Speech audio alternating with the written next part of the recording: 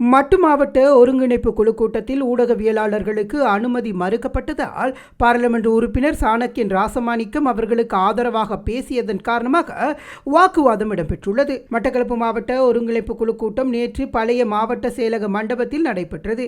இக்கூட்டம் ஒருங்கிணைப்பு குழு தலைவர், கைத்தொழில் மற்றும் தொழில் முயற்சியாண்மை அபிவிருத்தி அமைச்சர் மற்றும் பாராளுமன்ற உறுப்பினருமான சுனில் ஹந்துனத்தியின் தலைமையில் மட்டக்களப்பு மாவட்ட அரசாங்க அதிபரின் ஏற்பாட்டில் இடம்பெற்றது.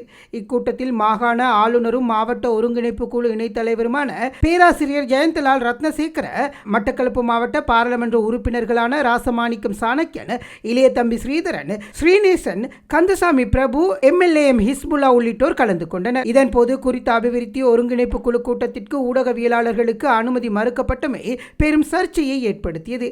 கூட்டத்தில் பங்கேற்க வந்த ஊடகவியலாளர்களுக்கு அனுமதி வழங்கப்படாத நிலையில் மட்டக்களப்பு மாவட்ட பாராளுமன்ற உறுப்பினர் ராசமாணிக்கம் சாணக்கியன் ஊடகவியலாளர்களுக்கு அனுமதி வழங்க வேண்டும் என வலியுறுத்தி கடும் காரசாரமான வாக்குவாதத்தில் ஈடுபட்டார். இதனைத் தொடர்ந்து ஏற்பட்ட அழுத்தத்தின் காரணமாக ஊடகவியலாளர்களுக்கு இறுதியில் கூட்டத்தில் அனுமதி வழங்கப்பட்டமை குறிப்பிடத்தக்கது. இக்கூட்டத்தில் மட்டக்களப்பு மாவட்ட மேலதிக அரசாங்க அதிபர், பிரதேச செயலாளர், முப்படை உயர் அதிகாரிகள், மாவட்ட பிரதி திட்டமிடல் பணிப்பாளர்கள், உள்ளூராட்சி மன்றங்களின் தலைவர்கள், ஆணையாளர்கள், செயலாளர்கள், போலீஸ் உயர் அதிகாரிகள் மற்றும் பல்வேறு திணைக்களங்களை சேர்ந்த உயர் அதிகாரிகள் உள்ளிட்டோர் பலரும் கலந்து கொண்டிருந்தனர்.